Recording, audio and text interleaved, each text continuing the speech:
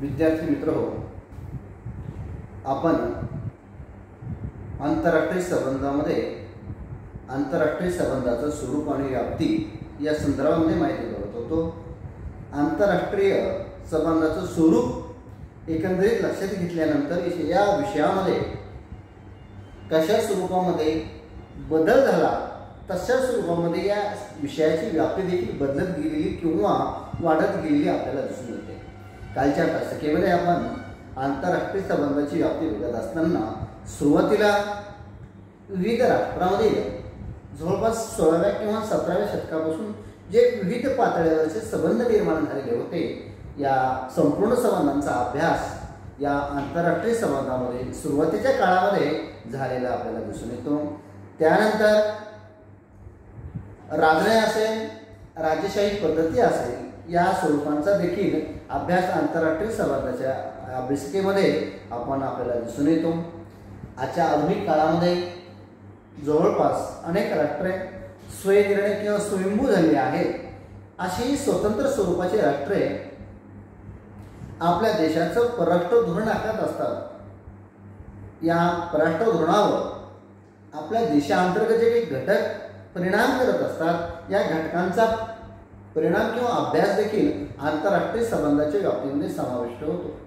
आणि परराष्ट्र धोरण घेणारं राष्ट्र कोणतं आहे, त्यांचं नेतृत्व कोण आहे आणि एकंदरीत जगातील परिस्थिती कशी आहे, कशा परिस्थितीमध्ये त्या राष्ट्राने आपलं परराष्ट्र धोरण आखलेलं आहे, याचा सर्व बाजूने विचार हा आंतरराष्ट्रीय संबंधाचा अभ्यासिकेमध्ये करण्यात येतो.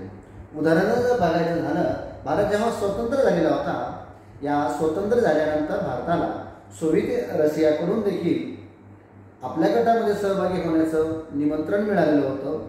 तशाच स्वरूपामध्ये अमेरिकेला देखील वाटत होतं की भारताने आपल्या देशाच्या भांडवलशाही राष्ट्राच्या गटामध्ये भारताने सहभागी व्हावे. परंतु यावेळेस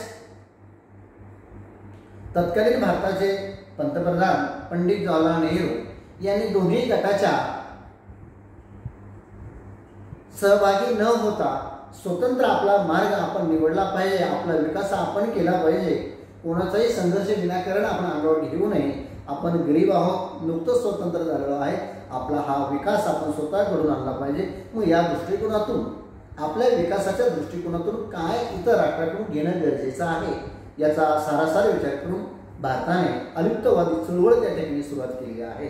अलिप्तवादी चळवळीचे नेतृत्व करून जवळपास 100 ते 150 राष्ट्र जे काही नवीन वसाहतवादाच्या जोखडातून मोकळी झालेली होती, या संपूर्ण राष्ट्रांचा एक गट, अलिप्तवाद राष्ट्रांचा एक गट त्या ठिकाणी स्थापन केलेला आपल्याला दिसून येतो. मग मुळातच पंडित जवाहरलाल नेहरू हे शांतीवादी होते, महात्मा गांधीचे चेले होते. महात्मा गांधीच्या संपूर्ण मार्गदर्शनाखाली त्यांनी स्वातंत्र्य चळवळ लढलेली होती. साहजिकच अहिंसेचा फार मोठा पगडा पंडित जवाहरलाल नेहरू यांच्यामध्ये होता. म्हणून त्यांनी कोणत्याही शस्त्रास्त्र गटामध्ये सहभागी न होता स्वतंत्र त्या ठिकाणी राहण्याचा निर्णय घेतला. आणि एकंदरीत भारताची परिस्थिती अत्यंत हालाकीची होती. भारताला विकास करणं अत्यंत गरजेचं होतं. म्हणून कोणत्याही शत्रू गटामध्ये सहभागी नव्हता. आपण आपला विकास हळूवारपणे शांतपणे केला पाहिजे, कोणत्याही राष्ट्राला दुखवता कामा नये ही भूमिका त्या ठिकाणी घेतली होती. म्हणजेच काय की भारताचं परराष्ट्र धोरणामध्ये जे घटक आहे आणि घेणारं जे नेतृत्व आहे, याचा परिणाम त्या ठिकाणी होत असतो. तशाच रूपामध्ये प्रत्येक राष्ट्राला आपलं परराष्ट्र धोरण आखत असताना सर्व दृष्टिकोनातून त्या ठिकाणी विचार करावा लागत असतो. आणि प्रत्येक राष्ट्राने घेतलेल्या परराष्ट्र निर्णय धोरणांचा इतर जागतिक परिस्थितीवर काय परिणाम होतो हे देखील आंतरराष्ट्रीय संबंधाच्या व्याप्तीमध्ये आपल्याला बघणे या ठिकाणी क्रमप्राप्त त्या ठिकाणी ठरत असताना आपल्याला दिसून येते. हे आपण राष्ट्राच्या म्हणजे आंतरराष्ट्रीय संबंधाच्या राष्ट्राच्या परराष्ट्र धोरणाचा अभ्यास करत असताना आपल्या लक्षात घेतलेला आपल्याला दिसून येते. त्यानंतर काल आपण जो घटक बघितलेला होता तो म्हणजे राजनय, युद्ध आणि शांततेचा अभ्यास. याचा देखील आज आंतरराष्ट्रीय संबंधामध्ये खूप मोठा असा फरक किंवा परिणाम त्या ठिकाणी होत असताना आपल्याला दिसून येतं. कारण आज जगामध्ये प्रत्येक राष्ट्र इतर राष्ट्रासोबत संबंध प्रस्थापित करत असताना राजनैतिक डिप्लोमसी ही एक महत्त्वाची भूमिका त्या ठिकाणी राबवत असतो. आज अनेक देशांचे राजदूत किंवा राजनैतिक भारतामध्ये वास्तव्यास आहे आणि इतर देशांनी भारत यांचे संबंध सुरक्षेचे कसे राहील ही भूमिका राजनैतिक पद्धतीने त्या ठिकाणी केली जात असते. आणि युद्धाचा काय परिणाम होईल आणि शांततेच्या परिस्थितीमध्ये कोणकोणत्या प्रकारच्या विकासाच्या दृष्टिकोनातून कोणत्या गोष्टींची देवाणघेवाण आपण केली पाहिजे हे देखील राजनैतिक, युद्ध आणि शांततेचा अभ्यास या सर्व घटकांचा अभ्यास आपण आंतरराष्ट्रीय संबंधामध्ये होत असतो हे आपण कालच्या तासिकेमध्ये बघितलेलं आहे. आजच्या या तासिकेमध्ये विचारसरणीचा आंतरराष्ट्रीय संबंधामध्ये देखील अभ्यास करावा लागतो. म्हणजे ही व्याप्ती, आंतरराष्ट्रीय संबंधाची व्याप्ती लक्षात घेत असताना आज जगामध्ये ज्या ज्या काही विचारधारा निर्माण झालेल्या आहेत या संपूर्ण विचारधारांचा देखील अभ्यास आंतरराष्ट्रीय संबंधामध्ये करावा लागतो. आज जगातील 70% पेक्षा अधिक देश हे लोकशाहीवादी आहेत. मग या देशामध्ये संसदीय प्रकारची लोकशाही आहे, अध्यक्षीय प्रकारची लोकशाही आहे. स्वित्झर्लंड सारख्या देशामध्ये या कोणीचं सुवर्ण मध्य साधूनच नाही, बहुसंख्यकवादाची एक लोकशाही म्हणजे लोकशाहीचे प्रकार आणि लोकशाहीचा अभ्यास देखील त्या ठिकाणी होतो. म्हणजे हा एक विचारधारा आहे. लोकशाही ही जीवन जगण्याची पद्धत आहे. या जीवन जगण्याच्या पद्धतीचा, विचारधारेचा आंतरराष्ट्रीय संबंधाच्या अभ्यासामध्ये त्या ठिकाणी विचार आणि उल्लेख त्या ठिकाणी करावा लागत असताना आपल्याला दिसून येतो. त्यानंतर एकीकडे चीनसारखे राष्ट्र, सोव्हिएत रशियासारखे राष्ट्र जर बघितले आपण साम्यवादी विचाराशी आहे. भांडवलशाही राष्ट्रांचं काही देणं घेणं त्यांना नाही. आपण आपला विकास जर करायचा असेल तर साम्यवादी विचारानेच आपल्याला करावा लागेल. ही ठाम भूमिका चीन, रशिया, क्युबासारख्या देशाने घेतलेली आहे. आज जगाचं खरं तर बघितलं विचारधाराच्या आधारे दोन टोकं त्या ठिकाणी निर्माण झालेली होती. एकीकडं सोव्हिएत रशिया हा कम्युनिस्ट पार्टी असलेला देश, साम्यवादाचा प्रसार करणारा देश, एकीकडे भांडवलशाही आणि आपल्या कल्याणासाठी भांडवलशाही कशी योग्य आहे आणि एकीकडे गट म्हणतो की आपल्या सर्वांगीण विकास जर आपल्याला करायचा असेल तर साम्यवाद हा किती गरजेचा आहे. मग या साम्यवादामध्ये आणि लोकशाहीमध्ये अनेक प्रकारचे बदल हे परिस्थितीनुरूप, राष्ट्रानुरूप, काळानुरूप बदल गेलेले आहे. मग आज जे काही लोकशाहीचं रूप दिसतं ते लोकशाहीच्या रूपामध्ये अनेक बदल त्या ठिकाणी झाले. भारत आणि इंग्लंड या दोन्ही देशाची संसदीय लोकशाही आहे, तरी देखील दोन्ही देशांच्या लोकशाहीमध्ये खूप मोठा फरक आहे. राज्यघटनेमध्ये फरक आहे, कायदे कानून नियमामध्ये देखील फरक आहे.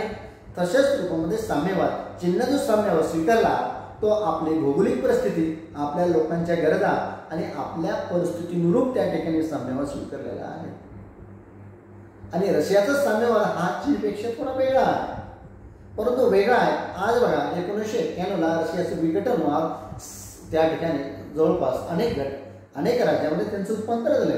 प्रत्येक राज्याची एक स्वतंत्र अशी विचारधारा आहे. जगातील बहुतांशी प्रत्येक राष्ट्राची एक स्वतंत्र विचारधारा आज विकास झालेली आहे.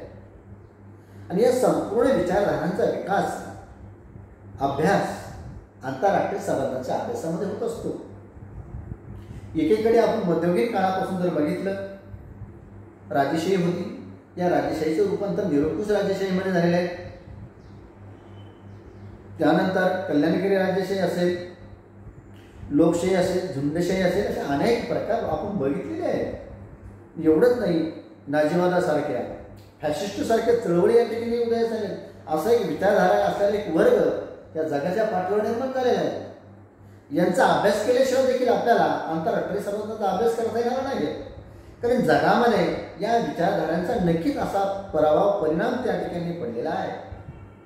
आज आपण आपल्या खाजगी जीवनामध्ये बोलत असताना ठीक आहे लोकशाही तत्वाला धरून नाही बुवा असं बरेचदा म्हणतो. एखादा जर चुकला तर हो लोकशाही पद्धतीने नाही, म्हणजे काय लोकशाही आज जीवन जगण्याची पद्धती झाली आहे.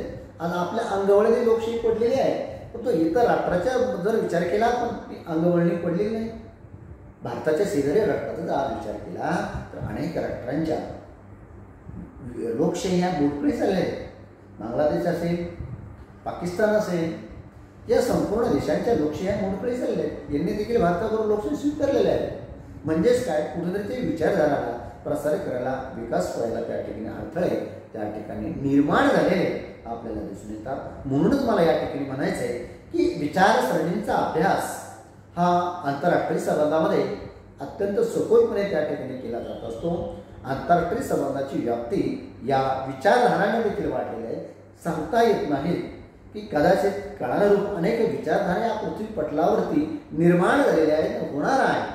या संपूर्ण विचारधारांचा आपल्याला आंतरराष्ट्रीय संबंधाचा अभ्यास करत असताना किंवा आंतरराष्ट्रीय संबंधाचं स्वरूप समजून घेत असताना याच्या व्याप्तीमध्ये विचारसरणींचा देखील समावेश झालेला आहे, होणार आहे. म्हणून आंतरराष्ट्रीय संबंधामध्ये विचारसरणीला अत्यंत असं महत्त्व त्या ठिकाणी दिलेलं आपल्याला दिसून येते. त्यानंतर सत्ता आणि राष्ट्रीय हित संबंधांचा अभ्यास. विद्यार्थी मित्र हो, आपण वास्तववादी आंतरराष्ट्रीय संबंधाचा सिद्धांत समजून घेत असताना आपण बघितलं की जगामध्ये सगळ्यात महत्त्वाची किंवा राजकारणामध्ये सगळ्यात महत्त्वाची जर गोष्ट कोणती असेल ती म्हणजे सत्ता होय. आज संपूर्ण राष्ट्राचं परराष्ट्र धोरण किंवा संपूर्ण राजकारण हे सत्तेभोवतीच फिरत असतं. सत्तेला राजकारणाचा केंद्रबिंदू मानलेला आहे.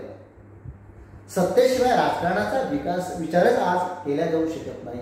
सत्तेसाठी प्रत्येक देशातले प्रत्येक राजकीय पक्ष सत्ता एकेक प्रकारे आपल्याकडे कसे मिळेल या दृष्टीने कोणातून प्रयत्न करत असतात. आणि आंतरराष्ट्रीय राजकारणामध्ये देखील जगाचं लक्ष आपल्याकडे पाहिजे, आपल्या विचारधारेने किंवा आपण सांगेल त्याप्रमाणे जगानं वागलं पाहिजे. अशा अनेक मोठाले जे काही रशियासारखे अमेरिकेसारखे देश आहेत यांना वाटत असतं की आपली सत्ता ही जगामध्ये त्या ठिकाणी अबाधित राहिली पाहिजे. जिथे काळी म्हणतात इंग्लंडचा सूर्य हा कधी मावळत नव्हता. म्हणजेच काय, एकेकाळी इंग्लंड या देशाकडे खूप मोठं असं सामर्थ्य होतं, परंतु काळाच्या कडद्यात त्याचा केंद्रबिंदू बदललेला आहे. त्यानंतर अमेरिका हा केंद्रबिंदू झाला आहे जागतिक पटलावरती विचार करत असताना. आज जर विचार केला आजच्या काळामध्ये, आजच्या परिस्थितीमध्ये भारतासारखे, फ्रान्ससारखे, जर्मनीसारखे अनेक देश आज उडारलेले आहेत. आर्थिक केंद्रीकरणाचा केंद्रबिंदू आज भारत देखील होऊ पाहत आहे. म्हणजे अशा स्वरूपामध्ये सत्तेचा अभ्यास देखील आंतरराष्ट्रीय संबंधाच्या प्रक्रियेमध्ये आपल्याला त्या ठिकाणी करावा लागेल. सत्ता ही मध्यवर्ती केंद्रबिंदू असते. संपूर्ण जगामध्ये सत्तेला अन्यसाधारण असं महत्त्व त्या ठिकाणी होत असतं. आणि सत्तेमुळे काय होत असतं की आपल्या राष्ट्रीय हित संबंधाची जपणूक त्या ठिकाणी करावी लागते. आपल्या राष्ट्राचं हित कशामध्ये आहे, मग ह्या हिताचं संरक्षण करण्याचं काम सत्तेच्या आधारे प्रत्येक राष्ट्र त्या ठिकाणी करत असते. आज अमेरिकेसारख्या देशावर देखील दहशतवादाचा हल्ला होतो. म्हणजे काय, कुठेतरी कमकुवत आहे. जगानं आपल्याला कमकुवत समजू नये म्हणून अमेरिकेच्या परराष्ट्र धोरणामध्ये दहशतवादाला अत्यंत अन्यसाधारण महत्त्व आहे. जगातला दहशतवाद निपटून काढला पाहिजे ही ठाम भूमिका अमेरिकेने तेव्हापासून घेतलेली आहे. आज जगातील बहुतांश सर्वच राष्ट्र दहशतवादाच्या प्रक्रियेने पछाडलेले आहेत. हा दहशतवादाला कुठेतरी मोठी माती मिळाली पाहिजे. मग या दृष्टिकोनातून प्रत्येक जण त्या ठिकाणी प्रयत्न करतो. म्हणजे आपल्या सत्तेच्या आधारे आपले हित संबंध कसं जोपासता येईल याची भूमिका त्या ठिकाणी राहत असतो. आपण विचार जर केला, जम्मू काश्मीरसारख्या ठिकाणी अनेकदा दहशतवादी हल्ले होत असतात. भारताच्या अंतर्गत अनेक नक्षलवादी देखील हल्ले त्या ठिकाणी होत असतात. हे हल्ले निपटून काढणं भारताच्या सत्तेचं म्हणजे भारताच्या धोरणाचा एक महत्त्वाचा भाग आहे. आणि भारत सातत्याने प्रक्रिया करत येत असलेला आपल्याला त्या ठिकाणी दिसून येतो. म्हणजेच काय, सत्ता असली पाहिजे. सत्तेमुळे काय होते, आपल्या हित संबंधाची जपणूक त्या ठिकाणी करणं सोपं होत असतं. म्हणून प्रत्येक राष्ट्र आपलं हित कशामध्ये आहे असे तत्वे ध्येय राबवत असताना सत्ता देखील काय होत असते, दिवसेंदिवस सत्तेमध्ये वाढत असते. आपण बघतो नुकताच भारताचा अर्थसंकल्प त्या ठिकाणी सादर झालेला आहे. या अर्थसंकल्पामध्ये भारताच्या परराष्ट्र धोरणापेक्षा संरक्षणावर फार मोठा खर्च करण्याची भूमिका केंद्र सरकारने त्या ठिकाणी म्हणजेच मोदी सरकारने घेतलेली आहे. दिवसेंदिवस आपला खर्च देखील परराष्ट्र धोरणाच्या संरक्षणावरती खूप मोठा खर्च होतो. म्हणजे काय, या ठिकाणी सत्ता निर्माण करण्याची भूमिका प्रत्येक राष्ट्र सातत्याने अव्याहतपणे त्या ठिकाणी चालू राहत असलेलं आपल्याला दिसून येते. जगातल्या कोणत्याही राष्ट्रांना आपल्याकडे वोट करता कामा नये किंवा आपली जी काही ध्येय धोरण आहे त्यावरती आक्षेप घेता कामा नये. त्याला जर बाधित राहील तर त्याचा आपण काय केलं पाहिजे, शिव त्याला देता आला पाहिजे. म्हणून प्रत्येक राष्ट्र सत्तेच्या भूमिकेतून पछाडलेले आपल्याला सत्ता कशी आणि त्या सत्तेमध्ये वाढ होण्याची भूमिका प्रत्येक राष्ट्र ते करत असताना आपल्याला दिसून येते. म्हणून सत्ता आणि राष्ट्रीय हित संबंधाचा अभ्यास हा भारताच्या राजकारणाचा एक महत्त्वाचा भाग त्या ठिकाणी आपल्याला दिसून येतो. आज जगातील जी काही आंतरराष्ट्रीय संबंधाची जी पातळी आहे या संपूर्ण प्रक्रियेमध्ये सत्तेला अत्यंत महत्त्वाचं स्थान त्या ठिकाणी गेलेले आपल्याला दिसून येते. त्यानंतर समोरचा घटक म्हणजे आंतरराष्ट्रीय संघटनामध्ये आज जगामध्ये युनोसारख्या अनेक संघटना कार्यरत आहेत. युपेक असेल, आसियान असेल, सार्क असेल, अशा अनेक प्रादेशिक आणि संपूर्ण राज्यव्यापी असलेल्या ज्या संघटना आहेत यांचा अभ्यास केल्याशिवाय आपल्याला पुढे जाता येत नाही. 1945ला युनोची स्थापना झाल्यानंतर जगामध्ये शांतता कशी राहील, जगामध्ये मानवाची सुरक्षा कशी अबाधित राहील, जग हे शांततेबरोबरच प्रत्येकाचं मानव अधिकार सुरळीत राहिल्याबरोबर बालहक्क अबाधित राहिले पाहिजे, स्त्री हक्क अबाधित राहिले पाहिजे, यासाठी युनो सातत्यानं झटत असताना आपल्याला दिसून येते. या शांततेच्या काळामध्ये संपूर्ण जगाचं कल्याण त्या ठिकाणी आपण झालं पाहिजे. एका राष्ट्राकडून दुसऱ्या राष्ट्राकडून अतिक्रमण होता कामा नये यासाठी युनो महत्त्वाची भूमिका त्या ठिकाणी सातत्याने घेत आलेली आपल्याला दिसून येते. या युनोची रचना आज खूप मोठ्या स्वरूपामध्ये आहेत. अशा अनेक शाखा युनोच्या त्या ठिकाणी तयार झालेल्या आहेत. या संपूर्ण शाखांचा युनोचा रचना कार्य यांचा देखील अभ्यास आपल्याला आंतरराष्ट्रीय संबंधामध्ये करावा लागेल. आणि प्रादेशिक पातळीवरती प्रत्येक राष्ट्र आपला विकास कोणत्या मार्गाने करता येईल यासाठी संघटना त्या ठिकाणी स्थापन करत असते. या संघटनेच्या माध्यमातून अनेक वस्तूंची, तंत्रज्ञानाची, विद्येची आयात निर्यात करत असते आणि आपल्याला अनुकूल जे घटक आहे ते देत असते आणि विकासाचा गाडा हा हळूवारपणे पुढे त्या ठिकाणी चालू राहत असलेला आपल्याला त्या ठिकाणी दिसून येतो. म्हणूनच मग आज आंतरराष्ट्रीय संघटनांचा अभ्यास अत्यंत महत्त्वपूर्ण त्या ठिकाणी दिसून येतो. एकेकाळी जर बघितलं आपण पहिल्या महायुद्धानंतर जागतिक शांतता निर्माण करण्यासाठी अनेक राष्ट्रांमध्ये शस्त्रास्त्राची स्पर्धा सुरू झालेली होती. मग अनेक शस्त्र संघटना त्या ठिकाणी निर्माण झालेल्या होत्या. सेंटो, शेटो, वारसा असे अनेक करार होते. परंतु या करारांचा जर विचार केला याच्यामध्ये फायद्यापेक्षा तोटे जास्त होते. मानवी बळी किंवा मानवी ध्वंस या ठिकाणी जास्त होता. या संघटनांचा देखील आपल्याला आंतरराष्ट्रीय स्तरावरती करायला लागतो. कारण या लष्करी संघटनाने फायद्यापेक्षा तोटेच खूप आहे. म्हणून विकासाच्या दृष्टिकोन ज्या काही संघटना त्या ठिकाणी आज हळूहळू होत आहे. आज जगामध्ये आज वैश्विकरणाच्या प्रक्रियेमध्ये प्रत्येक राष्ट्र संघटनेच्या माध्यमातून आपला विकास करत असते. एक राष्ट्र मग आपल्या आजूबाजूचा जर विचार केला भारत आणि भारताचा खंड यामध्ये सार्क नावाची संघटना स्थापन झालेली आहे. मग सार्क काय करते, भारताचा काही विकासाचा वाटा, वेगवेगळ्या देशाचा जो काही विकासाचा वाटा आहे तो इतर गोष्टीवर त्या ठिकाणी खर्च त्या ठिकाणी करत असते. म्हणजे एकमेका सहाय्य करू अवघे धरू सुपंत या न्याय भूमिकेतूनच या ठिकाणी आंतरराष्ट्रीय संघटनांचा अभ्यास आंतरराष्ट्रीय संबंधांमध्ये त्या ठिकाणी होत असताना आपल्याला दिसून येतो. अशा स्वरूपामध्ये मग आंतरराष्ट्रीय संघटनांचा अभ्यास हा एक महत्त्वपूर्ण पैलू आपल्याला या ठिकाणी दिसून येतो. त्यानंतर आंतरराष्ट्रीय संघर्षाचे व्यवस्थापन आणि सोडून आज जगामध्ये 200पेक्षा राष्ट्र स्वयंपूर्ण आहे, स्वयंभू जीवन जगत आहेत. मग जीवन जगत असताना किंवा एकमेकांसोबत व्यवहार करत असताना अनेकदा त्या ठिकाणी संघर्षासारखी परिस्थिती निर्माण होत असते. 1947 नंतर भारत आणि पाकिस्तान ही दोन राष्ट्रे तयार झाली. या दोन्ही राष्ट्रांचा आजही जम्मू काश्मीरवरून अनेक संघर्ष, अनेक चकमकी सातत्यानं होत असतात. याला कुठंतरी ब्रेक लावला पाहिजे म्हणून युनोसारख्या संघटना त्या ठिकाणी हस्तक्षेप करत असताना आपल्याला दिसून येत असतात.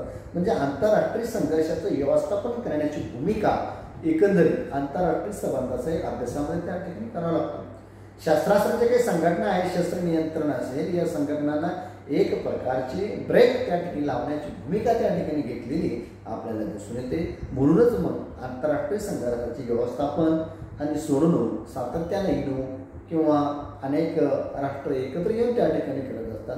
नदी वाटपाचा प्रश्न असेल, सध्या रशिया आणि युरेशिया यांचा जो काही आहे संघर्ष, हा संघर्ष सोडवण्याचं काम देखील होत असतो. जगातल्या अनेक क्षेत्रामध्ये इस्रायल असेल, पॅलेस्टाईन असेल, अशा वेगवेगळ्या देशांमध्ये सातत्यानं छोट्या मोठ्या संघटना त्या ठिकाणी युद्धासारखी परिस्थिती होत असते. मग या परिस्थितीला जी काही कारणे आहेत, दोन्ही देशांनी एक एक पावलं मागे आलं पाहिजे. त्याच्यावर उत्तर म्हणजे सोडवणूक करण्याचं काम, भूमिका त्या ठिकाणी केली गेली पाहिजे. म्हणून आंतरराष्ट्रीय संघर्षाचं व्यवस्थापन आणि सोडवणूक हा देखील आंतरराष्ट्रीय संबंधाचा एक महत्त्वाचा भाग त्या ठिकाणी आपल्याला दिसून येतो. जगामध्ये आज जी काही शस्त्रास्त्र स्पर्धा निर्माण झालेल्या आहेत किंवा शस्त्र नियंत्रण ही जी प्रक्रिया आहे, निशस्त्रीकरणाच्या ज्या काही प्रक्रिया आहेत, यांचा अभ्यास देखील त्या ठिकाणी आंतरराष्ट्रीय अभ्यासामध्ये करणं अत्यंत महत्त्वाचं काम त्या ठिकाणी आपल्याला दिसून येतं. याबरोबर अनेक प्रकारच्या क्षत्रिय संघटना निर्माण झालेल्या आहेत, निर्माण होत आहेत आणि काळाच्या ओघामध्ये निर्माण होत आहेत. विकासाची पावलं वेगानं पुढे चालली पाहिजे. आपल्या देशाची बेकारी, दारिद्र्य त्या ठिकाणी कमी झालं पाहिजे असं प्रत्येक राष्ट्राला, प्रत्येक देशाला त्या ठिकाणी वाटत असतं. म्हणून प्रत्येक देश, प्रत्येक राष्ट्र अशा संघटना, क्षत्रिय संघटना निर्माण करण्याची भूमिका त्या ठिकाणी घेत असताना आपल्याला त्या ठिकाणी दिसून येते. या नंतरचा जो काही भाग राहिलेला आहे, आपण तो नंतरच्या तासिकेमध्ये बघणार आहोत.